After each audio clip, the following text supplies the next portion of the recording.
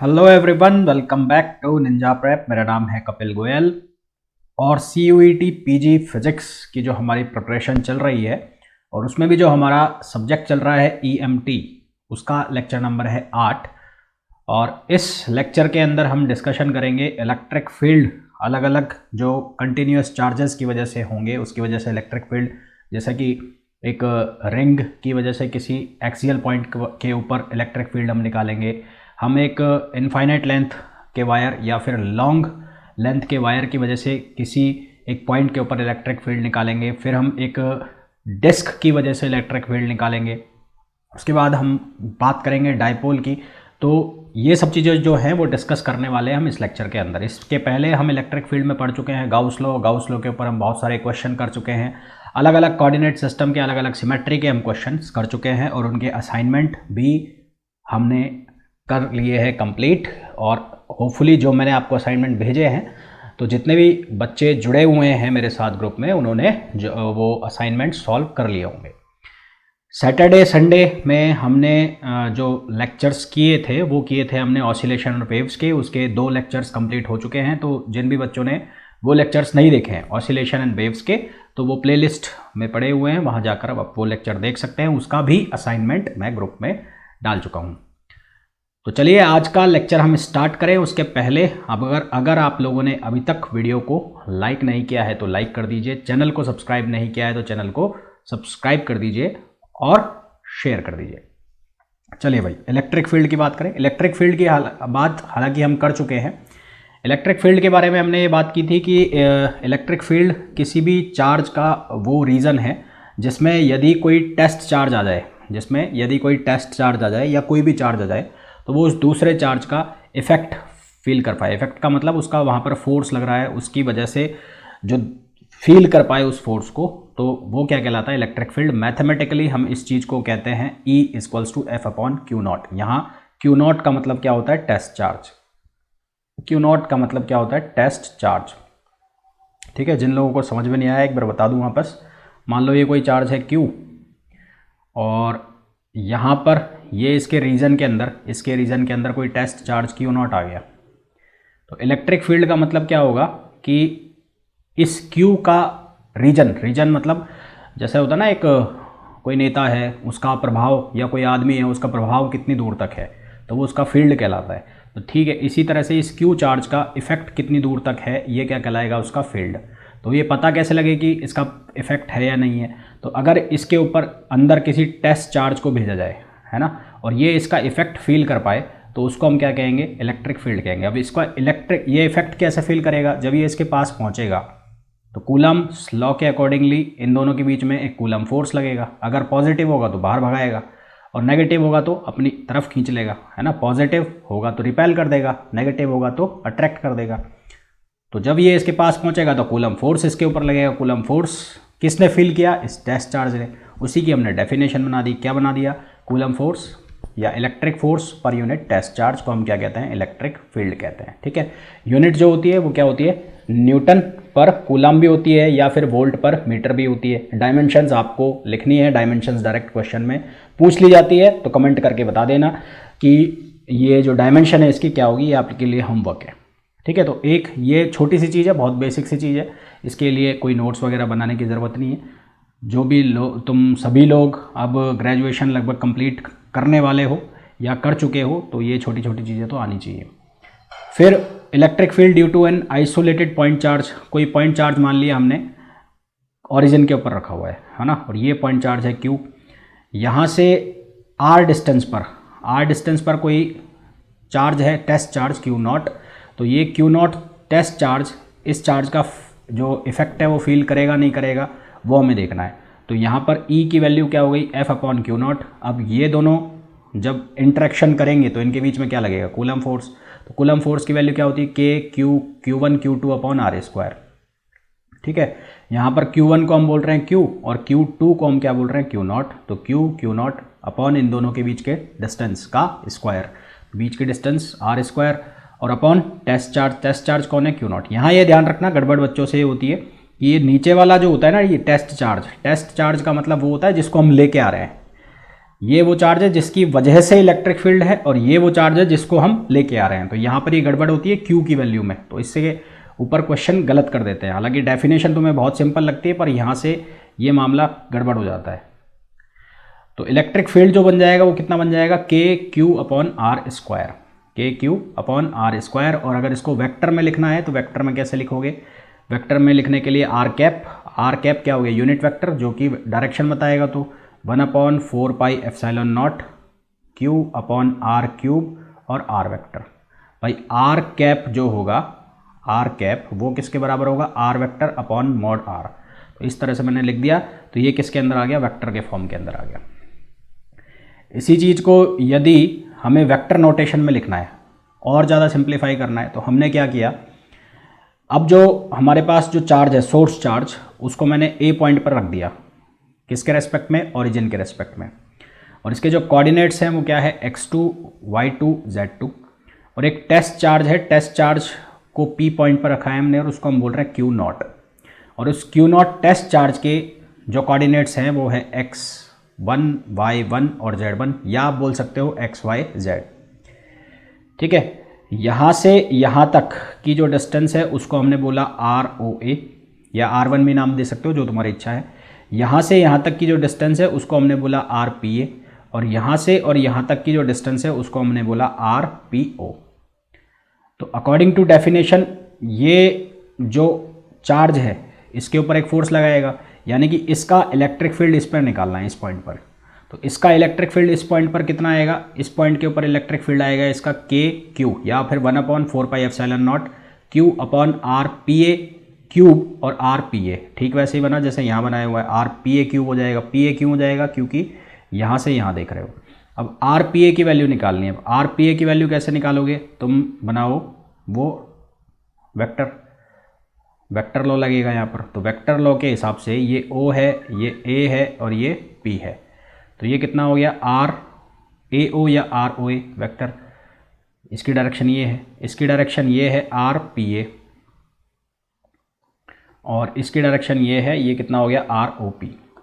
तो according to vector law के according क्या हो गया, RAO plus RPA, RAO plus RPA ये किसके बराबर हो गया, ROP। तो हमें क्या निकालना है, RPA। तो RPA किसके बराबर हो जाएगा, RPA बराबर हो जाएगा RPO या ROP माइनस RAO, यही मैंने यहाँ लिखा है। तो ये वैल्यू को हम यहाँ पर डाल सकते हैं। यहाँ पर डालोगे तो तुम्हारे पास वेक्टर फॉर्म में क्या आ जाएगा, KQ अपॉन RPA का क्यूब है ना, तो इसको क्या लिख दोगे, RPO वेक्टर में माइनस RAO वेक्टर में इसका क्यूब, और ऊपर vector RPO vector minus RAO vector. ठीक है, तो ये किसकी वैल्यू आ गई हमारे पास, ये इलेक्ट्रिक फील्ड की वैल्यू आ गई किसमें, वेक्टर में। अब यदि बहुत सारे चार्जेस हैं एक टेस्ट चार्ज के पास, ये रेड कलर से जो दिख रहा है ये एक टेस्ट चार्ज है, और इसके आसपास बहुत सारे चार्जेस हैं जिसकी वजह से इसके ऊपर फील्ड आ रहा है, तो उन सभी के वजह से फील्ड निकालना है इस रेड वाले चार्ज के ऊपर। तो अब हम लगाएंगे प्रिंसिपल ऑफ सुपरपोजिशन। तो यानी कि इसके ऊपर जो नेट फील्ड होगा इन सभी चार्जेस की प्रेजेंस की वजह से होगा, वो कितना हो जाएगा, E1 plus E2 plus E3, और कहाँ तक जाएगा, En तक जाएगा। E1 जो है उसकी वैल्यू को क्या लिख दोगे, KQ1 upon R1 square R1 cap. इसी तरह से 2 के लिए लिख दोगे, इसी तरह से कहाँ तक लिख दोगे, N तक के लिए लिख दोगे। तो इसको आप एल्जेब्रिक समेशन के फॉर्म में लिख सकते हो, K आ गया बाहर, एल्जेब्रिक समेशन I1, I की वैल्यू 1 से लेकर कहाँ तक है, N तक। तो ये कितना हो जाएगा, QI मतलब एक बार 1, एक बार 2, एक बार 3, एक बार 4, और अपॉन RI स्क्वायर और RI कैप। यदि इसको वेक्टर में लिखना है इसकी तरह, तो इसकी तरह वेक्टर में लिखोगे तो क्या हो जाएगा, यहाँ पर RI कैप जो है कैप में है तो R vector upon mod R आएगा, तो यहाँ पर Q हो जाएगा नीचे, तो ये बन जाएगा R वेक्टर माइनस RI और R वेक्टर माइनस RI और इसका क्यूब। ठीक है, तो ये इस तरह से लिखोगे। तो बहुत बेसिक चीज़ें सी अभी मैंने बात की है, ऐसा कोई मैंने बहुत बड़ी बात इसके अंदर नहीं की है जो तुम लोगों को समझ में ना आए। ये भी हो सकता है कि तुम लोगों को ये पहले से पता हो, तो अगर पहले से पता है और बहुत अच्छे से पता है तो इस चीज़ को तुम स्किप कर सकते हो और डायरेक्ट आगे वाले पोर्शन में जा सकते हो, यानी कि क्वेश्चंस पे। और अगर थोड़ा भी बहुत कन्फ्यूज़न है तो इसको 2x पे करके देख लेना। कुछ भी पढ़ोगे, कुछ भी देखोगे तो कहीं ना कहीं वो तुम्हारे काम ही आने वाला है। आगे चलते हैं। अब एक क्वेश्चन दिया हुआ है। अभी क्वेश्चन क्या दिया हुआ है? क्वेश्चन है 2 point charges of +5 into 10 power minus +5 है ना, +5 into 10 power minus 19 coulomb and +20 into 10 power minus 19 coulomb are separated by a distance of 2 metre. Find the point on the line joining them at which electric field intensity is 0। ये 0 है, iso नहीं है, 0 लिख देता हूँ। कहानी ये है, इस तरह से है कहानियाँ। ये है 5 इंटू 10 पावर माइनस 19, यहाँ पर कोई चार्ज है, और यहाँ पर जो चार्ज है वो है कितना, 20 इंटू 10 पावर माइनस 19। इन दोनों के बीच की जो डिस्टेंस गिवन है वो है 2 मीटर की। हमें बोला है find the point on the line joining them at which electric field. मान लिया कि वो पॉइंट यहाँ पर है कहीं पे, है ना, यहाँ पर। कलर चेंज कर देता हूँ मैं। लेट सपोज यहाँ से डिस्टेंस है इसकी x, तो यहाँ से डिस्टेंस हो जाएगी कितनी, 2 माइनस एक्स। तो एक बार इस चार्ज की वजह से इलेक्ट्रिक फील्ड आएगा इस पर। तो अगर दोनों चार्ज पॉजिटिव है तो दोनों का अवे फ्रॉम द पॉइंट होगा। तो यहाँ पर जो, अच्छा मैं ये चीज़ बता देता हूँ, अगर चार्ज पॉजिटिव है तो इसकी वजह से जो इलेक्ट्रिक फील्ड जाएगा वो अवे फ्रॉम द पॉइंट जाएगा, और अगर चार्ज नेगेटिव है तो इसकी वजह से जो इलेक्ट्रिक फील्ड होगा वो टुवर्ड्स द चार्ज होगा, टुवर्ड्स द सोर्स चार्ज होगा। तो यहाँ दोनों ही पॉजिटिव है तो अवे फ्रॉम द पॉइंट होगा। तो अवे फ्रॉम द पॉइंट का मतलब इसकी वजह से इलेक्ट्रिक फील्ड आएगा इधर, मान लो इसको बोल देता हूँ मैं E1, और इसकी वजह से जो इलेक्ट्रिक फील्ड आएगा इधर, और इसको बोल देता हूँ मैं E2। तो सबसे पहले अगर E1 की वैल्यू निकालोगे, यहाँ लिख देता हूँ, तो E1 की वैल्यू कितनी, K Q1 कितना हो गया, 20 into 10 power minus 19 upon R square मतलब 2 माइनस एक्स स्क्वायर। फिर लिखोगे E2 ये वाला हो गया, तो E2 कितना हो जाएगा, Q कितना हो गया, 5 into 10 power minus 19 upon R square कितना हो गया, एक्स स्क्वायर। दोनों को आपस में क्या करोगे, बराबर करोगे, क्योंकि जीरो कब होगा, जब दोनों आपस में क्या होंगे, इक्वल होंगे। तो इक्वल होंगे मतलब E1 इक्वल्स टू क्या हो गया, E2। तो ये कितना आ जाएगा, K into 20 into 10 power minus 19 upon 2 minus x square, और इधर कितना हो जाएगा, K into 5 into 10 power minus 19 upon x square. K से K ख़त्म, यहाँ 10 पावर 19 से 10 पावर 19 ख़त्म। तो ये हो जाएगा, यहाँ 5 से 4 बार कट जाएगा, तो ये होगा 4 अपॉन 2 माइनस एक्स स्क्वायर, और ये कितना हो जाएगा, 1 अपॉन एक्स स्क्वायर। दोनों साइड लोगे रूट, तो दोनों साइड रूट लोगे तो ये कितना बचेगा, 2 बचेगा, 2 अपॉन 2 माइनस एक्स और 1 upon X. Cross multiplication 2x equals to 2 minus X, इधर आएगा 3x इक्वल्स टू 2, तो x की वैल्यू कितनी हो गई, 2/3। ठीक है, तो यहाँ से 2/3 है तो यहाँ से निकल जाएगा आराम से। तो ये हमारे पास आंसर आ गया, किसका, लोकेशन आ गई पॉइंट की। ठीक है, तो बहुत ही सिंपल सा था, सिंपल सी मैथमेटिक्स लगानी थी, थोड़ा सा फिजिक्स था। तो देखा आपने कितनी आसानी से क्वेश्चन हम कर सकते हैं। और क्वेश्चन करते हैं इसके, नेक्स्ट क्वेश्चन लेते हैं साहब। इस क्वेश्चन के अंदर हमें बोला है 2 पॉइंट चार्ज है, एक पॉइंट चार्ज है Q1 और एक है Q2। Q1 की जो वैल्यू है वो है -10 पावर 8 और Q2 की जो वैल्यू है -10 पावर -8। तो 10 पावर 8 -8 रखा है यहाँ पर, यानी कि यहाँ पर इस पॉइंट पर रखा है कौन सा, Q1, और इस पॉइंट पर रखा है कौन सा, Q2। उनके बीच की जो डिस्टेंस है 0.1 मीटर है, जैसा कि गिवन है, डायग्राम में दिखाया गया है। Calculate the electric field at point A, B and C as shown in figure. तो पहले A पर निकालना है, फिर B पर निकालना है, फिर C पर। तो A कहाँ पर है, इसके बीचों बीच रखा है यहाँ पर, तो बीचों बीच रखा है, यानी कि ये जो डिस्टेंस है इतनी सी, ये हो जाएगी 0.05, और ये जो डिस्टेंस है ये भी कितनी हो जाएगी, 0.05। तो इलेक्ट्रिक फील्ड एट A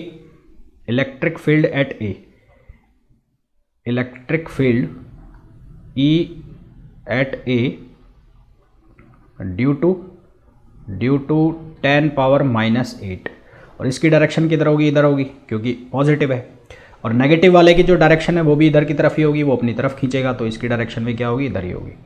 तो यहाँ पर E1 की जो वैल्यू आएगी, E1 यानी कि ये वाला, तो ये वाला कितना आ जाएगा, KQ के मतलब के, क्यू कितना है 10 पावर -8, तो multiply 10 power -8 upon R square, R कितना हो गया 0.05 स्क्वायर। सिमिलरली E2 की जो वैल्यू है वो कितनी आएगी के इंटू, ये भी कितना होगा 10 पावर -8 अपॉन 0.05 और स्क्वायर। तो दोनों का मैग्नीट्यूड सेम हो गया और डायरेक्शन भी दोनों की क्या लग गई, सेम लग गई। तो ई नेट ए कितना हो जाएगा E1 प्लस E2, तो E1 E2 दोनों मैग्नीट्यूड में सेम है तो ट्वाइस कर देता हूँ, तो ट्वाइस के इंटू 10 पावर -8 अपॉन कितना हो जाएगा 0.05 स्क्वायर, है ना। बाकी का आंसर तुम निकाल लेना। इसी तरह से बी पर निकालें, तो बी पर जब निकालोगी तो बी पॉइंट यहाँ है, तो ये प्लस वाला तो इधर लगाएगा इलेक्ट्रिक फील्ड और माइनस वाला लगाएगा ऑपोजिट डायरेक्शन में। तो इसको मैं बोल देता हूँ E3 और इसको मैं बोल देता हूँ E4। तो E3 एट बी की बात हो रही है, तो बी की बात हो रही है, तो E3 तो वो तो है किस चार्ज की वजह से, इसकी वजह से। तो यहाँ से और यहाँ तक की डिस्टेंस भी कितनी हो गई, ये डिस्टेंस देखो, ये डिस्टेंस गिवन है कितनी है 0.5 है, 0.05 है, इसको सही कर लो 0.05 मीटर। तो ये कितना हो जाएगा k into 10 power -8 upon 0.05 square यहाँ पर। और इस चार्ज की वजह से कौन सा आ रहा है E4, तो E4 की जो वैल्यू हो गई वो कितनी हो गई k इंटू 10 पावर -8 और टोटल डिस्टेंस कितनी हो गई यहाँ से और यहाँ तक, कितनी हो गई, ये हो गई 0.1 और 0.1 में ऐड हो गया कितना 0.05, तो ये हो गई 0.15 स्क्वायर। अब दोनों अपोजिट डायरेक्शन में है तो E किसकी, B की वैल्यू, तो EB कितना हो जाएगा, एक प्लस में है और एक माइनस में है, तो आप इसको कर सकते हो E3 माइनस E4 या E4 माइनस E3, जो सा भी ज़्यादा होगा। अगर E4 ज़्यादा हुआ तो आंसर माइनस में आ जाएगा, यानी कि डायरेक्शन ये हो जाएगी, और अगर E3 ज़्यादा होगा तो आंसर उस डायरेक्शन में चला जाएगा, यानी कि वैल्यू ज़्यादा किसकी हो जाएगी, E3 की। तो अब आंसर तुम्हें निकालना है। अब बात करें हम किस पे, सी पॉइंट पर। तो सी पॉइंट पर निकालना है तो इस तरह से रखा है, अब बी का तो काम है नहीं तो बी को दिखा नहीं रहा मैं। तो ये सी पॉइंट है, यहाँ पर रखा है कितना, प्लस का है, यहाँ पर रखा है 10 पावर -8 कूलम, यहाँ पर रखा है -10 पावर -8 कूलम, और ये पॉइंट है सी। डिस्टेंस अभी भी कितनी है 0.1 मीटर है, यहाँ पर भी कितनी है 0.1 मीटर है। तो ये सब 0.1 मीटर है, यानी कि इक्विलेटरल ट्राइंगल है। तो ये चार्ज की वजह से इलेक्ट्रिक फील्ड इस पर जाएगा ऐसे, लेट सपोज ये E1 है, और इस चार्ज की वजह से इलेक्ट्रिक फील्ड आएगा ऐसे, क्योंकि ये नेगेटिव है अपनी तरफ खींचेगा। तो दोनों का मैग्नीट्यूड क्या होगा, सेम होगा। तो E1 बराबर E2 मैग्नीट्यूड में सेम होंगे, कितने होंगे k into 10 power -8 upon 0.1 square. अब इनका रिजल्टेंट जो होगा, रिजल्टेंट कैसे निकलेगा, पहली चीज़ तो ये एंगल अगर 60 डिग्री है तो इन दोनों के बीच का एंगल कितना आ गया 120 डिग्री, है ना। ये पूरा 180 डिग्री का हो जाएगा, ये पूरा 180 डिग्री का हो जाएगा, तो ये कितना बचेगा, ये बचेगा 120। तो इनका रिजल्टेंट कैसे निकालेंगे, वो फॉर्मूला रिजल्टेंट वाला जो तुम वेक्टर में पढ़ते हो, क्या पढ़ते हो, p² plus q² plus 2pq cos theta. तो वही फॉर्मूला लगा रहे हैं यहाँ पर। तो ये कितना हो जाएगा, √E1² plus E2² plus 2E1 E2 और cos थीटा। तो थीटा एंगल कितना हो गया यहाँ पर 120 डिग्री। तो ER की वैल्यू, ये वैल्यू रख दो, तो इसको तो मैं E रख रहा हूँ, इसको भी E रख रहा हूँ, तो ये हो जाएगा 2E² और cos कितना हो जाएगा 120 डिग्री। cos 120 क्या देगा, -√3/2 देगा, उसको आप सिंपल कर लोगे और आंसर आ जाएगा। तो इस तरह से ये क्वेश्चन सॉल्व करना है। एक क्वेश्चन ये हो गया और एक क्वेश्चन ये हो गया, है ना। मैथमेटिकल वाला पोर्शन ज़्यादा है, मैथमेटिक्स आपकी ठीक ठाक होगी तो ये जल्दी ख़त्म हो जाएंगे। मैथमेटिक्स अगर बिगड़ी हुई होंगे हालात तो फिर दिक्कत हो जाएगी, क्योंकि ऐसे सीधे सीधे क्वेश्चन, ये भी क्वेश्चन तो सीधे ही हैं, बिल्कुल ही थ्योरेटिकल क्वेश्चन पूछ ले, ऐसा भी कोई दुख के बहुत कम क्वेश्चन देखने को मिलेंगे तुम्हें। ये वाले क्वेश्चन की बात करें तो यहाँ पर हमें बोला है 4 चार्जेस, एक चार्ज है +q, एक है +q, एक है -q, एक है -q। इनको एक स्क्वायर पर रखा गया है, plus plus minus minus. Side है A और सेंटर के ऊपर इलेक्ट्रिक फील्ड निकालना है। तो ये डिस्टेंस निकाल लो पहले, कितनी होगी भाई, ये पूरी जो डिस्टेंस होगी स्क्वायर की ये वाली, ये कितनी होगी a√2। अब ये मत पूछना कि ये a√2 कैसे है। अगर ये a√2 तुम मुझसे पूछ रहे हो कि ये कैसे है तो फिर अपने हालात बहुत ख़राब है। तो ये जो डिस्टेंस है ये वाली, ये कितनी हो जाएगी, इसका आधा। तो अगर मैं कहूँ कि BO जो डिस्टेंस निकालो तो BO डिस्टेंस जो है वो कितनी हो जाएगी, वो हो जाएगी BD/2। तो ये हो जाएगा a√2/2, तो ये हो जाएगा a/√2। तो ये तो हो गई डिस्टेंस। अब इलेक्ट्रिक फील्ड निकालना है ना। तो इलेक्ट्रिक फील्ड कैसे निकालोगे, सबके लिए जो मैग्नीट्यूड है वो सबका सेम जाएगा। तो मैं इस a√2 को मान लेता हूँ कितना है, d है। तो मैग्नीट्यूड चाहे वो EA का है, चाहे वो EB का है, चाहे वो EC का है, और चाहे ही वो ED का है, सभी का मैग्नीट्यूड क्या रहेगा, सेम रहेगा। कितना रहेगा, KQ², और अपॉन बीच की डिस्टेंस ये O है। तो कोई भी डिस्टेंस सबकी सेम रहेगी, कितनी रहेगी, D। तो KQ²/D। अब देखो यहाँ प्लस Q है तो यहाँ से किधर की तरफ जाएगा, बाहर की तरफ, ये हो गया। इसको मैंने बोला EB। यहाँ से किधर की तरफ जाएगा, इधर की तरफ, तो यहाँ से हो गया ये EA। ठीक है, क्या हो गया, EA। तो इन दोनों का जो रिजल्टेंट आएगा वो जाएगा इस डायरेक्शन में ऐसे। सिमिलरली -Q का जो आएगा, -Q का जो इलेक्ट्रिक फील्ड आएगा वो इसी डायरेक्शन में आएगा, क्योंकि माइनस चार्ज है। तो इसको आगे बढ़ा दिया, तो इसको लिख दिया मैंने E, ये वाले को लिख रहा हूँ ED, और इसको भी आगे बढ़ा दिया, इसको लिख रहा हूँ मैं EC। तो रिजल्टेंट इनका भी किधर ही आएगा, इधर ही आएगा, इसी लाइन के ऊपर। तो कुल जो रिजल्टेंट हो जाएगा भाई इस डायरेक्शन में प्लस और इस डायरेक्शन में प्लस। ठीक है, तो एक बार ये लिख लेता हूँ मैं, किसका, E1। तो E1 जो एल्जेब्रिक समेशन होगा वो किसका होगा, EA का। एल्जेब्रिक वो वेक्टर सम लिख रहा हूँ मैं, EA प्लस किसका होगा, EB का होगा। इसी तरह से E2 लिख लो, तो E2 जो एल्जेब्रिक सम होगा वो किसका होगा, EC का होगा प्लस ED का होगा। ठीक है, तो इन दोनों का जब सम निकालोगे तो ये 90 डिग्री पे होंगे, 90 डिग्री पे होंगे तो क्या निकल जाएगा, √EA² प्लस EB²। भाई ये जो एंगल है, ये वाला एंगल, ये कितना, 90 डिग्री होगा ना, तो निकल जाएगा सीधा सीधा। तो यहाँ से ये सबका मैग्नीट्यूड सेम है तो कितना आ जाएगा, 2, एक मिनट, ये आ जाएगा कितना, E√2। इसी तरह से यहाँ पर भी कितना आ जाएगा, E√2। तो कुल जो नेट हो जाएगा वो किसके बराबर हो जाएगा, E1 प्लस E2। तो ये कितना हो जाएगा, जोड़ दो दोनों को, E√2 और E√2। तो ये कितना हो गया, 2E√2। तो ये हो गया 2√2E। ये क्या हो गया, नेट इलेक्ट्रिक फील्ड। ठीक है, किसकी वैल्यू आ गई, नेट इलेक्ट्रिक फील्ड की वैल्यू आ गई 2√2।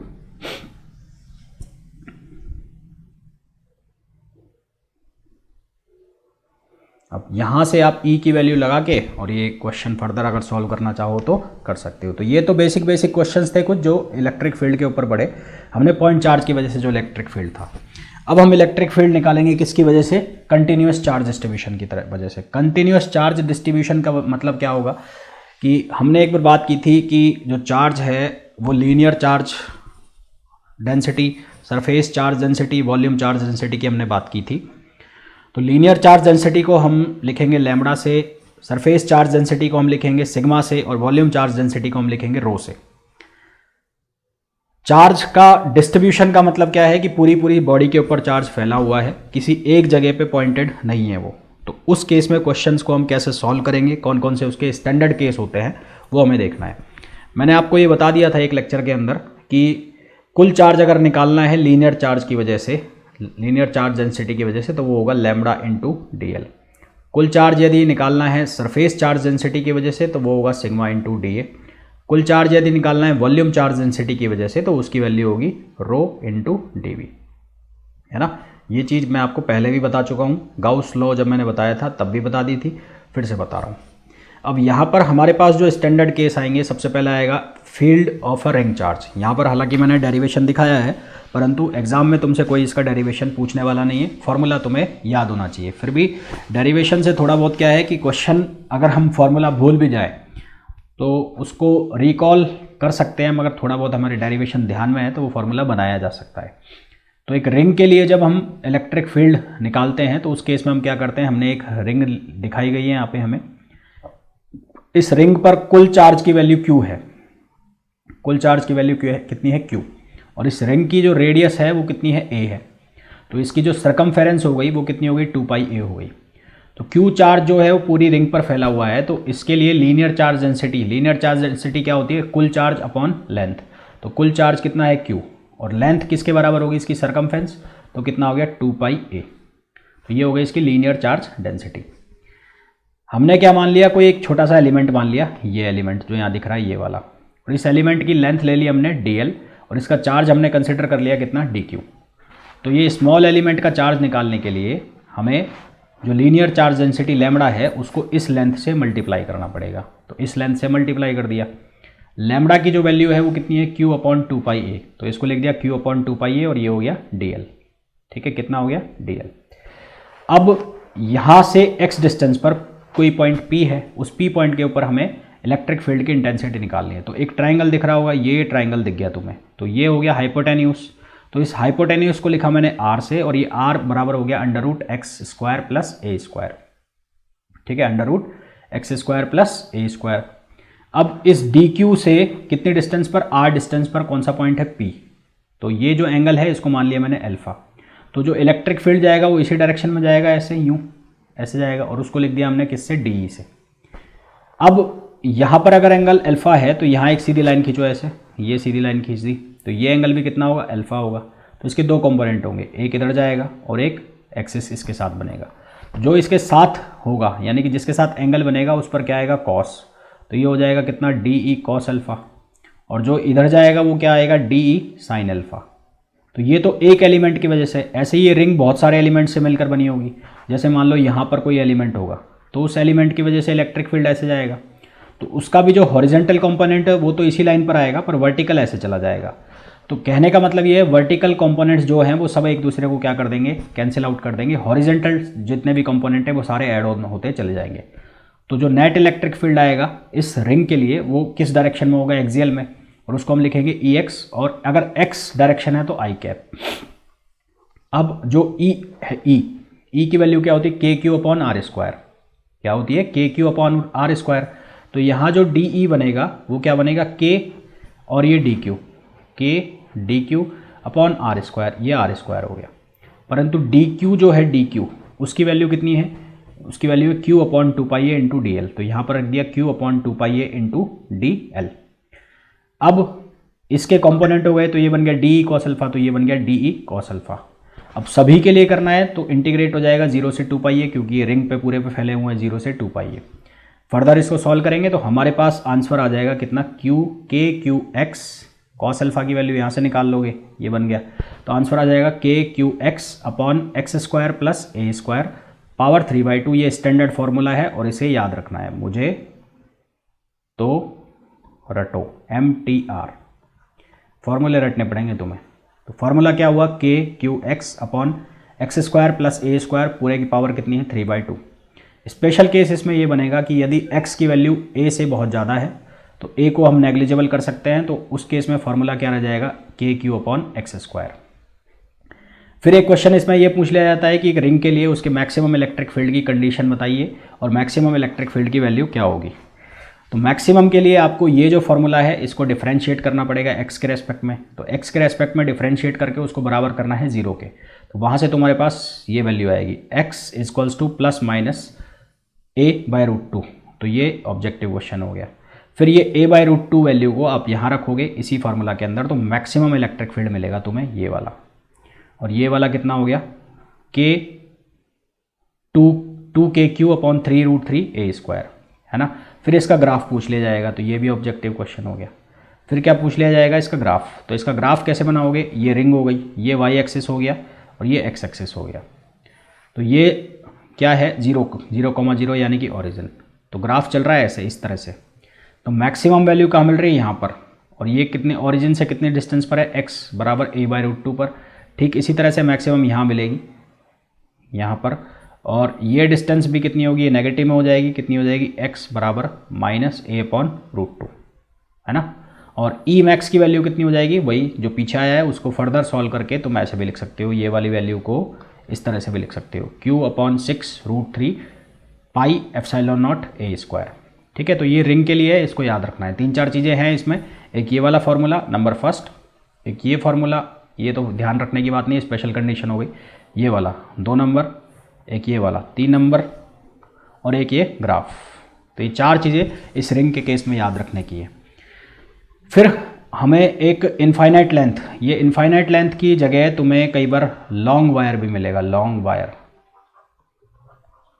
इनफाइनाइट लेंथ ना मिलकर लॉन्ग वायर भी मिलेगा, तो उसकी वजह से इलेक्ट्रिक फील्ड निकालना है।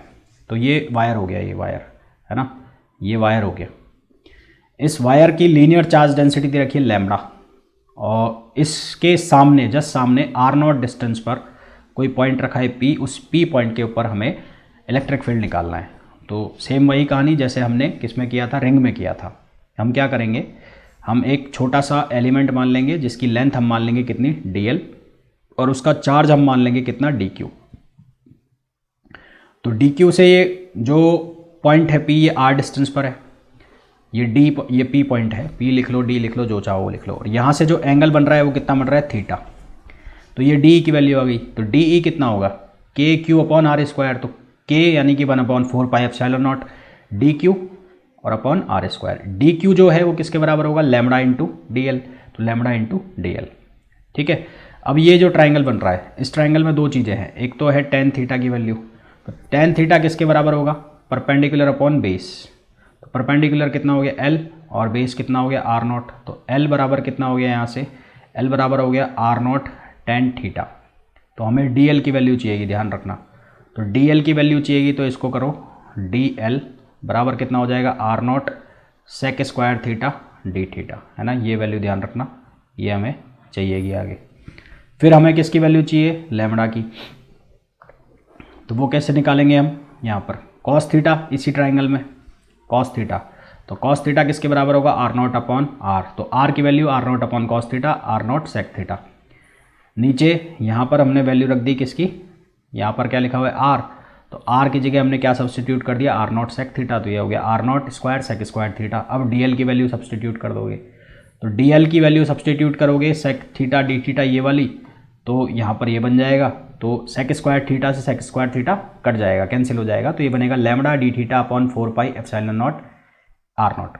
इसके 2 कंपोनेंट आ जाएंगे, वैसे ही, ठीक वैसे ही जैसे पहले आए थे। एक यहाँ पर थीटा है, तो ये एंगल भी क्या बनेगा, थीटा, तो ये जाएगा कौन सा, DE cos थीटा, और ये बनेगा DE sin थीटा। तो EX की जो वैल्यू है वो तो कितनी हो जाएगी, DE cos थीटा, और EY की वैल्यू कितनी हो जाएगी, DE sin थीटा, है ना। फिर इसको इंटीग्रेट कर लो भी, जो भी लिमिट दी होगी। अब मान लो लिमिट जो तुम्हें दी है वो इस डायरेक्शन में चल रहे हो ऐसे, तो θ1 है, और ऐसे चल रहे हो तो कितनी है, θ2 है। तो EX के लिए D की वैल्यू डाल दो, D की वैल्यू डाल दोगे, उसको इंटीग्रेट कर दोगे। EY के लिए वैल्यू डाल दोगे, उसको इंटीग्रेट कर दोगे। तो जब इसको इंटीग्रेट करोगे तो EX का जो फॉर्मूला बनेगा यहाँ पर वो कितना बनेगा, लैम्बडा अपॉन 4 πε0, 4 ही बनेगा ना, हाँ, अंदर बाहर तो 4 पाई आ गया, और क्या आ जाएगा, r0 भी बाहर आ जाएगा, और ये क्या हो जाएगा, cos थीटा, cos थीटा का कितना बनेगा, माइनस साइन थीटा, और माइनस साइन थीटा नहीं, cos थीटा का प्लस साइन थीटा बनेगा ना, और ये कितनी लग जाएगी, ये लिमिट लग जाएगी θ1 माइनस का से θ2 प्लस का। अब माइनस θ1 क्यों है, क्योंकि दोनों अपोजिट डायरेक्शन में, एक प्लस में चल रहा है तो एक किधर चल रहा है, माइनस में, है ना, एक प्लस में चल रहा है तो एक किधर चल रहा है, माइनस में।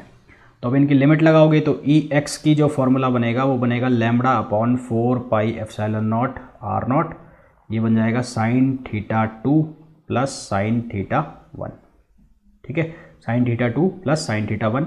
इसी तरह से EY का फॉर्मूला बनाओगे तो ये बन जाएगा लैम्बडा अपॉन 4 πε0, और यहाँ हो जाएगा ये cos थीटा में, तो cos θ2 माइनस cos θ1, ये स्टैंडर्ड फॉर्मूला आ गया। cos θ2 माइनस क्या हो जाएगा, cos θ1। यहाँ ध्यान रखना है, यहाँ पर बन रहा है लैम्बडा अपॉन 4 πε0 r0, ये ना, हाँ, और r0 है कि r है, आर नॉट है, हाँ, sine theta 2 plus sine theta 1 और उधर है cos theta 2 minus cos theta 1। अब इसकी दो स्पेशल कंडीशन बन जाएगी। क्या कंडीशन बनेगी? यदि ये पॉइंट यहाँ पर रखा है सामने इस तरह से,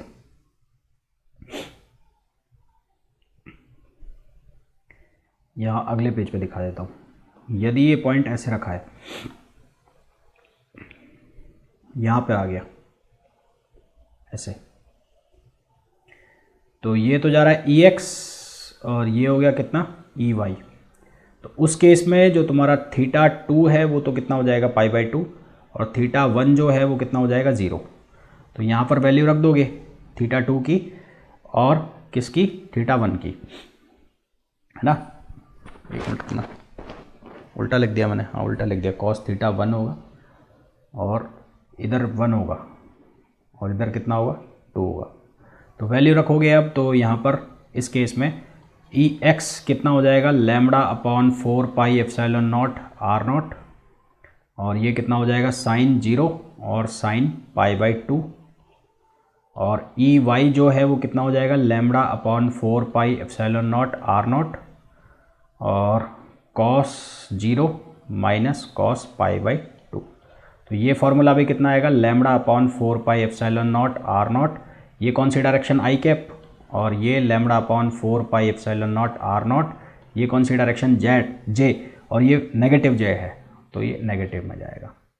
ठीक है, तो ये वायर का हो गया। इसी तरह से हमसे पूछा जा सकता है डिस्क के लिए इलेक्ट्रिक फील्ड। तो डिस्क के लिए इलेक्ट्रिक फील्ड निकालने के लिए फॉर्मूला तो वैसे ही लगाते आ रहे हैं जैसे अब तक लगाना पड़ेगा, पर डिस्क के केस में जो सरफेस चार्ज डेंसिटी है वो हमें कंसिडर करनी है और वो होगी सिग्मा।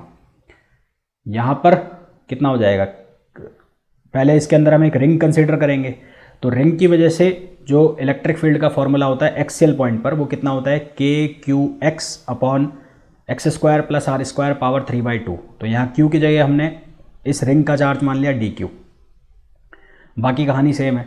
अब DQ की वैल्यू कैसे निकालोगे, DQ इस रिंग के ऊपर चार्ज है और पूरे सरफेस चार्ज जो डेंसिटी है वो कितनी है सिग्मा। तो सिग्मा बराबर Q क्या होगा Q अपॉन एरिया। तो Q बराबर क्या होगा सिग्मा इंटू एरिया। तो हमें तो इस रिंग के लिए चाहिए, तो रिंग के लिए क्या लिखोगे DQ। सिग्मा एरिया जो है वो कितना हो जाएगा इस रिंग का 2πr dr, क्योंकि इसकी थिकनेस हमने कंसिडर कर रखी है कितनी dr, तो वही मैंने यहाँ लिखा है। ये फॉर्मूला यहाँ रखोगे, फिर उसको इंटीग्रेट करोगे कहाँ से कहाँ तक, 0 से r तक। इसमें भी y नहीं आएंगे, कौन से आएंगे खाली x। तो ये बनेगा Ex equals to sigma upon 2 epsilon naught 1 minus X upon √x² plus r²। Objective question याद रखना पड़ेगा। यदि शीट बहुत बड़ी है ना, शीट की जो लेंथ है बहुत ज़्यादा है या शीट बहुत बड़ी है, तो उस केस में r ग्रेटर देन x, तो E की वैल्यू हो जाएगी सिग्मा अपॉन 2 एप्सिलॉन नॉट। तो ये याद रखना है, ये याद रखना है। उसके अलावा ये जो स्पेशल केसेस है लॉन्ग वायर के याद रखने पड़ेंगे, ये फार्मूला याद रखना पड़ेगा और ये फार्मूला याद रखना पड़ेगा। आगे चलते हैं। फिर दो केस इसमें ये बनते हैं, एक सेमी सर्कुलर रिंग का बनता है। तो सेमी सर्कुलर रिंग के लिए जब इलेक्ट्रिक फील्ड पूछा जाएगा तो उसकी वैल्यू ठीक वैसे ही निकालनी है जैसे कि हमने किसकी निकाली, वायर की। तो यहाँ पर ध्यान रखना ई वाई की वैल्यू क्या होगी 0 सेमी सर्कुलर के केस में। डेरिवेशन हम नहीं कर रहे हैं, हमें ज़रूरत नहीं पड़ेगी, आंसर हमें पता होना चाहिए। और इसके लिए जो 2π एप्सिलॉन नॉट भी आएगा यहाँ पे, मैं इसको रब करके लिख देता हूँ।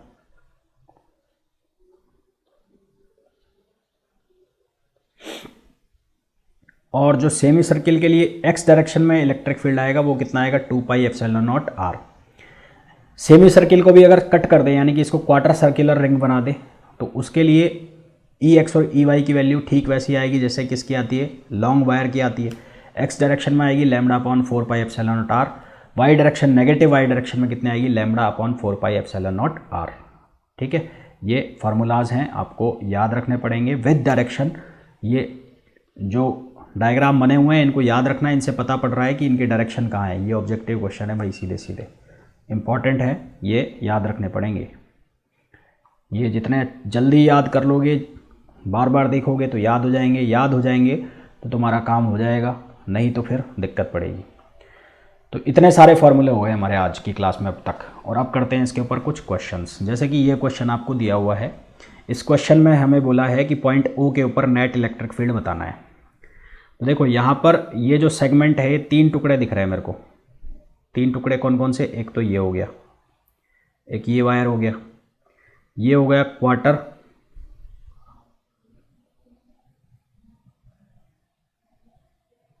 है ना, क्या हो गया? क्वार्टर सर्कुलर रिंग हो गई।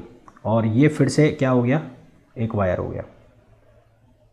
ठीक है, तो इसकी वजह से, इस तार की वजह से इलेक्ट्रिक फील्ड यहाँ सामने आ गया। यहाँ पर 2 इलेक्ट्रिक फील्ड आएंगे, एक आएगा EX और एक आएगा ऐसे EY, ये नेगेटिव में।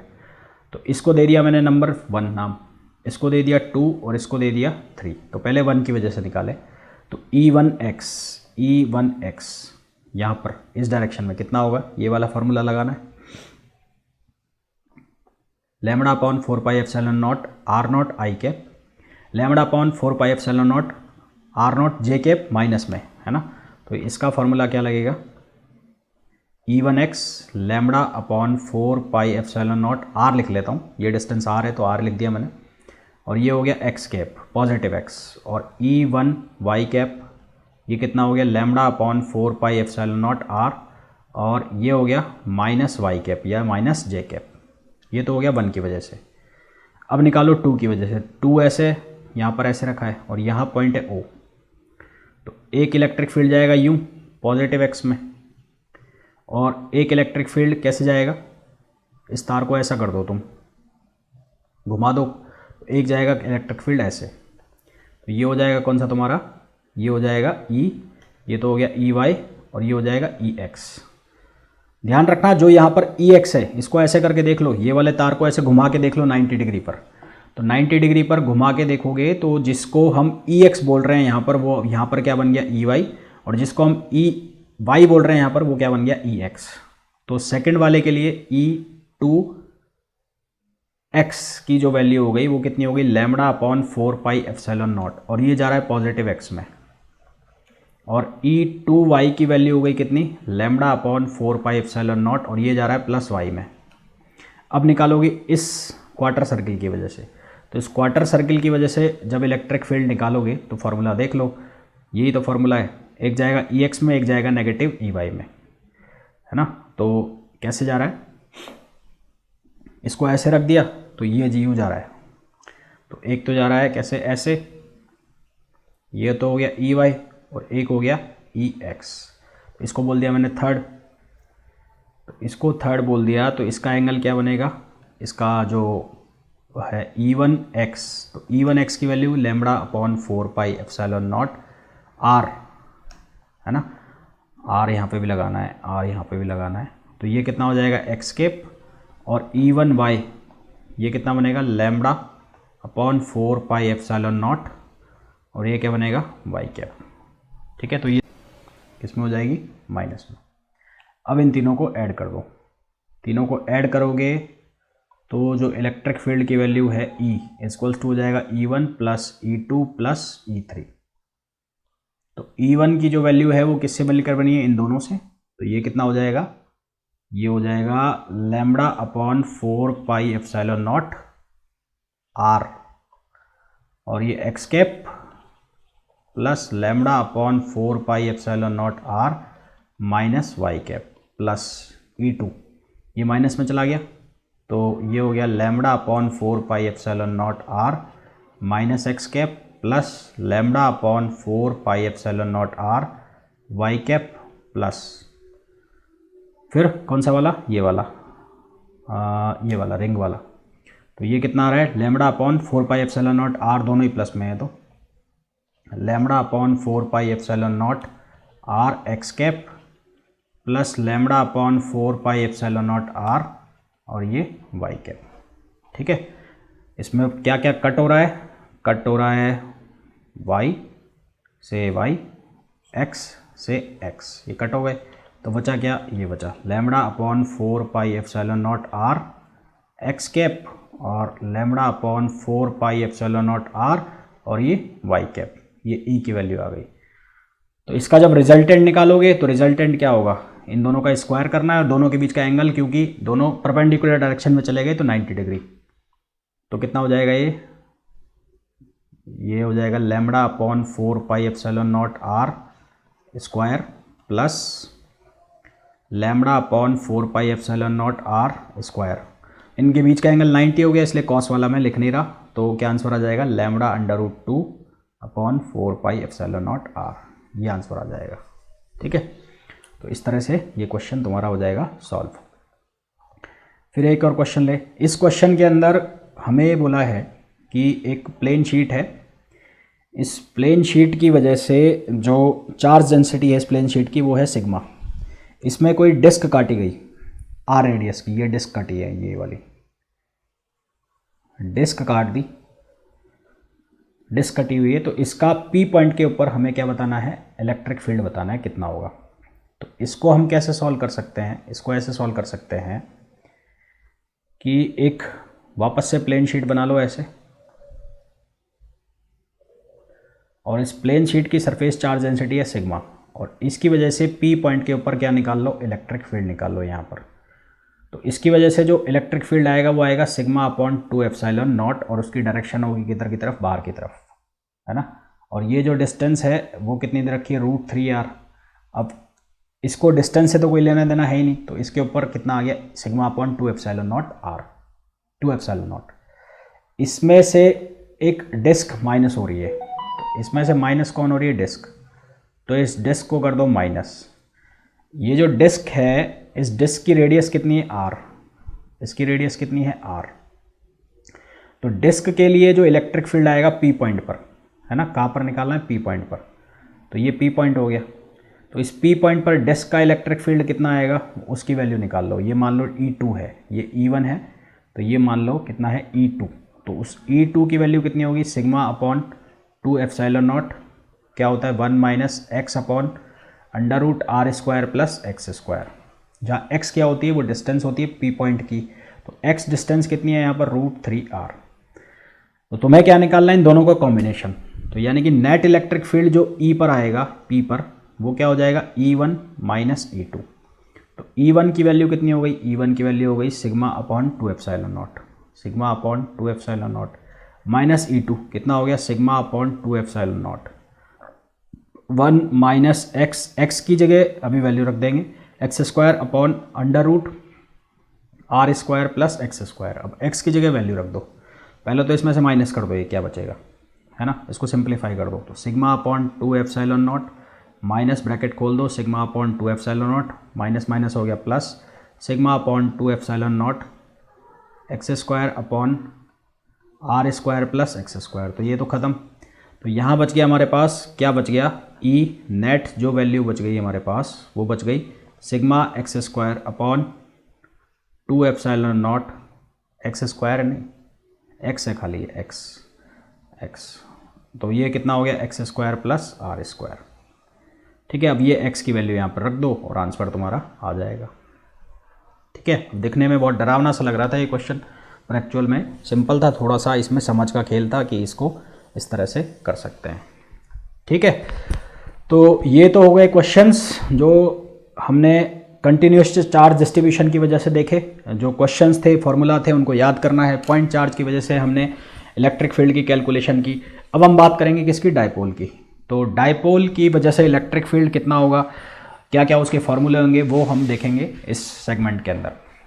सबसे पहले डायपोल क्या होता है। डायपोल क्या होता है, डायपोल दो चार्ज का सिस्टम होता है जो इक्वल मैग्नीट्यूड के होते हैं और उनका अपोजिट नेचर होता है। मतलब एक चार्ज यदि प्लस क्यू है तो दूसरा क्या होगा, माइनस क्यू। उनके बीच की डिस्टेंस मान ली हमने डी है, तो दोनों चार्ज मिलकर एक क्या बनाते हैं, डायपोल मोमेंट क्रिएट करते हैं, जिसको हम लिखते हैं पी से। और डायपोल मोमेंट होती है वेक्टर क्वांटिटी। ठीक है, तो ये वैल्यू बराबर होती है क्यू इंटू डी, यानी कि चार्ज का मैग्नीट्यूड उनके बीच की डिस्टेंस का मल्टीप्लिकेशन। क्योंकि वेक्टर क्वांटिटी है तो डायरेक्शन होगी। डायरेक्शन कहाँ से कहाँ तक होती है, माइनस क्यू से प्लस क्यू तक। यूनिट इसकी क्या लेते हैं, कूलम मीटर। एक क्वेश्चन ये बन जाता है, एक डायपोल सिस्टम के लिए नेट चार्ज की वैल्यू क्या होगी, है ना। What is the value of net charge for a dipole. ये तुम्हारे लिए होमवर्क है, कितना जल्दी, और इसका जो आंसर है ना वो 30 सेकंड से भी कम टाइम में आ जाना चाहिए। ये होमवर्क है तुम्हारा। जब भी इस वीडियो को देखो, जब भी इस वीडियो को देखो, इस क्वेश्चन तक पहुँचो, यहाँ इस सेगमेंट तक पहुँचो, तो इसका आंसर तुम्हारा 10 या 20 सेकंड के अंदर मैक्सिमम आ जाना चाहिए कि एक डायपोल के लिए उसके जो नेट चार्ज है उसकी वैल्यू क्या होगी। अब ये डायपोल के लिए हमसे ये पूछा जाता है कि डायपोल की वजह से एक्सियल पॉइंट के ऊपर इलेक्ट्रिक फील्ड की वैल्यू क्या होगी, इक्वेटोरियल के ऊपर इलेक्ट्रिक फील्ड की वैल्यू क्या होगी। तो एक्सियल पॉइंट पर जब हम इलेक्ट्रिक फील्ड की वैल्यू निकालते हैं तो एक्सियल पॉइंट का मतलब हो गया ये जो डायपोल की जो लाइन है जो दोनों पॉइंट्स को मिला रही है, उस लाइन के ऊपर कहीं पे भी कोई पॉइंट ले लिया तो वो कौन सा पॉइंट कहलाएगा, एक्सियल पॉइंट। तो मान लिया हमने यहाँ पर एक एक्सियल पॉइंट ले लिया ए, तो उस ए पॉइंट के लिए हमने जो इलेक्ट्रिक फील्ड का फॉर्मूला निकालते हैं या निकाला है वो फॉर्मूला आता है, याद रखना है तुम्हें कि ई एक्सियल पॉइंट जो होता है वो कितना होता है 2kpr, 2kpr, आर जो डिस्टेंस होती है इस डायपोल के मिड पॉइंट से होती है, मिड से, R upon R square minus A square का स्क्वायर, और यहाँ पर पी कैप मतलब क्या है, डायरेक्शन है डायपोल की, और वो किधर से किधर होगी, माइनस से प्लस की तरफ। इसका एक स्पेशल केस बनता है, यदि आर ग्रेटर देन ए हो तो ए की वैल्यू कैंसिल हो जाएगी यानी कि नेग्लिजिबल मान लोगे, तो ये फॉर्मूला बन जाता है 2kp/r³, और ये तुम्हें याद रखना है, डायरेक्ट ऑब्जेक्टिव क्वेश्चन होता है। ऑब्जेक्टिव क्वेश्चन ये भी बनता है पर ये मोस्ट इंपॉर्टेंट होता है। ठीक है, तो ये तो हो गया कौन सा पॉइंट, एक्सियल पॉइंट के लिए। फिर इसी तरह से पूछा जाता है इक्वेटोरियल। अब इक्वेटोरियल वर्ड ना लिखा होकर कई बार वर्ड जो लिखा जाता है एग्जाम के अंदर वो लिखा जाता है ब्रॉड साइड। ठीक है, तो इक्वेटोरियल ना लिखकर अगर ब्रॉड साइड लिखा हुआ है एग्जाम के अंदर, क्या लिखा हुआ है, ब्रॉड साइड, तो ब्रॉड साइड का मतलब भी क्या है कि जो इलेक्ट्रिक फील्ड निकलवाया जा रहा है वो कहाँ पर निकलवाया जा रहा है, इक्वेटोरियल पॉइंट पर। इक्वेटोरियल पॉइंट का मतलब क्या होगा कि जो डायपोल को मिलाने वाली लाइन है, दोनों जो चार्जेस हैं उनको मिलाने वाली लाइन का परपेंडिकुलर बाइसेक्टर, परपेंडिकुलर बाइसेक्टर का मतलब, बाइसेक्टर का मतलब बीच में, और परपेंडिकुलर मतलब इसके परपेंडिकुलर 90 डिग्री पर के बीचों बीच जो लाइन जाएगी उस पर जो पॉइंट होगा उसको कहेंगे हम इक्वेटोरियल पॉइंट। अब इस पॉइंट पर जब हम इलेक्ट्रिक फील्ड निकालते हैं, हालांकि डेरिवेशन तो डेरिवेशन साइड में हम नहीं जाएंगे, तो इक्वेटोरियल जो होगा वो उसकी वैल्यू होती है -kp/r² + a² पावर 3/2। आर जो डिस्टेंस होती है वो ये वाली डिस्टेंस होती है, ठीक है, ए जो डिस्टेंस हो गई वो ये यहाँ से और यहाँ तक की डिस्टेंस हो गई। अब माइनस साइन क्या बता रहा है, यहाँ पर जो डायरेक्शन है वो किधर से किधर है, +q से और -q की तरफ डायरेक्शन है, जबकि डायरेक्शन होती क्या है, -q से +q, यहाँ पर उल्टी है डायरेक्शन, इसलिए क्या साइन लगा रखा है, माइनस। वही यदि r ग्रेटर देन a होगा तो फॉर्मूला बन जाएगा -kp/r³।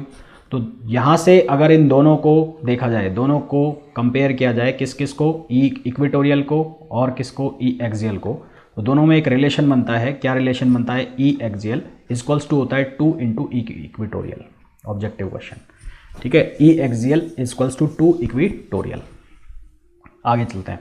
अब तुम्हें इलेक्ट्रिक फील्ड पूछ लिया जाएगा किसी भी जनरल पॉइंट के ऊपर, मतलब जनरल पॉइंट का मतलब कि तुम्हें ना तो ये बोला जाए कि एक्सियल पॉइंट पर है, ना तुम्हें ये बोला जाए किसी इक्वेटोरियल पॉइंट पर है, तुम्हें ये कह दिया जाए कि डायपोल से किसी एक्सेस, डायपोल से कोई पॉइंट जो है वो थीटा एंगल पर है और आर डिस्टेंस पर है, तो उसके लिए इलेक्ट्रिक फील्ड बताओ। तो उस केस में तुम्हें कैसे करना है भाई, हमें ये पता है कि जो डायपोल की डायरेक्शन होती है वो -q से +q होती है, और ये डायरेक्शन आ रही है यहाँ पर, और ये थीटा एंगल पर है। अब हम क्या करेंगे, हमें ये पता है कि ये थीटा एंगल पर है, तो इसके हम क्या कर सकते हैं, कंपोनेंट्स कर सकते हैं। जो कंपोनेंट एंगल बना देगा, जिसके साथ एंगल होगा उसके साथ कॉस, और उसके परपेंडिकुलर क्या जाएगा, साइन। तो इस p को मैंने यहाँ बाहर निकाल लिया, तो ये थीटा एंगल पर है, तो इसने एंगल बनाया, तो ये कितनी वैल्यू हो गई, p cos थीटा, और ये वैल्यू कितनी हो गई, p sin थीटा। तो अब अगर ध्यान से देखो तो ये p cos थीटा पॉइंट के लिए, p cos थीटा ये भी तो एक डायपोल का ही मोमेंट हो गया भाई, ये डायपोल है तो इसके कंपोनेंट भी तो क्या कहलाएंगे, डायपोल। तो ये p cos थीटा भी एक डायपोल होगा और p sin थीटा भी एक डायपोल होगा। तो p cos थीटा डायपोल के लिए a पॉइंट क्या हो जाएगा, एक्सियल पॉइंट, और p sin थीटा डायपोल के लिए a पॉइंट क्या हो जाएगा, इक्वेटोरियल पॉइंट। यानी कि जब p cos थीटा के लिए इलेक्ट्रिक फील्ड निकालोगे तो कौन सा फॉर्मूला लगाओगे, एक्सियल वाला, और जब e sin थीटा के लिए इलेक्ट्रिक फील्ड निकालोगे तो कौन सा फॉर्मूला लगाओगे, इक्वेटोरियल वाला। तो एक्सियल वाला फॉर्मूला E1 से लिखा है मैंने यहाँ पे, E1 कितना हो जाएगा 2K, ये P1 लिख रखा है तो P1 upon R cube. P1 की वैल्यू कितनी हो जाएगी P cos थीटा, तो ये हो जाएगा 2KP cos theta upon R cube. इसी तरह से E2 के लिए जो इलेक्ट्रिक फील्ड है वो कितना हो जाएगा KP2 अपॉन आर क्यूब, जो कि कितना हो जाएगा KP sin theta upon R cube. इनका रिजल्टेंट निकालना है तो दोनों एक दूसरे के परपेंडिकुलर रहे, तो रिजल्टेंट कैसे निकालोगे, E1 square plus E2 square, तो यहाँ से स्क्वायर हो गया, यहाँ अंदर ब्रैकेट में रह जाएगा 4 cos square theta plus sine square theta. 4 cos square theta को ऐसे लिख सकते हैं 3 cos square theta plus cos square theta, तो cos square theta plus sine square theta हो जाएगा 1, तो फॉर्मूला हमारा ये बन जाएगा, है ना। और इस फॉर्मूला से हम सारे फॉर्मूला बना सकते हैं। यानी कि अगर मुझे बोला जाए कि एक्सियल पॉइंट पर इलेक्ट्रिक फील्ड निकालो, तो थीटा की वैल्यू कर दोगे 0, थीटा की वैल्यू 0 कर दोगे तो 3 + 1 कितना हो जाएगा 4, क्योंकि cos 0 कितना होता है 1, तो ये कितना हो जाएगा 2KP अपॉन आर क्यूब। अगर बोला जाए इक्विटोरियल तो थीटा की वैल्यू 90 डाल दोगे, 90 डालते ही cos 90 कितना देगा 0, तो फार्मूला क्या रह जाएगा KP अपॉन आर क्यूब, है ना। तो ये एक स्टैंडर्ड फार्मूला हो गया, इससे तुम जिस भी एंगल पर तुम्हें डायपोल रखा होगा उसकी वजह से इलेक्ट्रिक फील्ड निकाल सकते हो। फिर इसमें ये पूछ लिया जाता है एंगल, तो जो रिजल्टेंट है वो E1 के साथ यदि अल्फा एंगल बना रहा है तो tan अल्फा कितना हो जाएगा भाई, इसके पैरेलल लाइन खींच दो और इसको मिला दो, तो ये ट्रायंगल बन गया। तो ये E2 है तो ये भी कितना होगा E2, तो tan अल्फा बराबर हो जाएगा E2 अपॉन E1। E2 की वैल्यू रख दो, E1 की वैल्यू रख दो, तो यहाँ से tan अल्फा बराबर आ जाएगा tan थीटा अपॉन 2। ये भी ऑब्जेक्टिव क्वेश्चन बन गया, ठीक है। फिर इसमें एक क्वेश्चन ये पूछ लिया जाता है बहुत इंपॉर्टेंट कि दो शॉर्ट डायपोल हैं, दोनों एक दूसरे के पैरेलल रखे हैं, सेम एक्सिस पर रखे हैं, सेम एक्सिस पर रखे हैं, force between two short dipoles placed on same axis, same axis पर रखे हैं, उनके बीच की डिस्टेंस r है, तो उनके बीच जो लगने वाला फोर्स है उसका फॉर्मूला होता है ये 1/4πε0 6p1p2 अपॉन r पावर 4। यदि शॉर्ट डायपोल है, दोनों एक दूसरे के पैरेलल रखे हैं, तो उसके लिए जो फोर्स का फॉर्मूला होता है वो होता है 1/4πε0 3p1p2 अपॉन r पावर 4। दोनों इंपॉर्टेंट है, डायरेक्ट ऑब्जेक्टिव क्वेश्चन पूछे जाते हैं, ध्यान रखना। तो आज के लेक्चर में इतना ही, बहुत सारा हमने पढ़ लिया आज। तो ये इस चैप्टर के अंदर फॉर्मूला वाला खेल ज़्यादा था, है ना। न्यूमेरिकल भी हालांकि हमने किए पर फॉर्मूला बहुत ज़्यादा थे, तो ये फॉर्मूला आप लोगों को याद रखना है।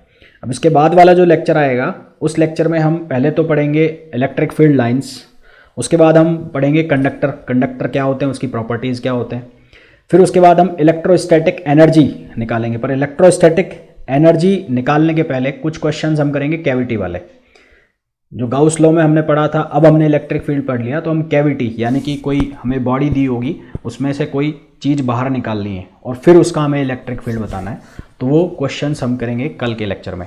और फिर उसके बाद हम बात करेंगे पहले पोटेंशियल की, फिर हम बात करेंगे इलेक्ट्रोस्टैटिक एनर्जी की, फिर हम बात करेंगे कैपेसिटर की, ठीक है। तो होपफुली ये जो लेक्चर है आप लोगों को बहुत अच्छे से समझ में आया होगा। फिर भी कोई दिक्कत है, कोई परेशानी है तो कमेंट करके पूछ सकते हो। वीडियो को अगर अभी तक लाइक नहीं किया है तो प्लीज़ वीडियो को लाइक कर दो, चैनल को सब्सक्राइब नहीं किया है तो चैनल को सब्सक्राइब कर दो।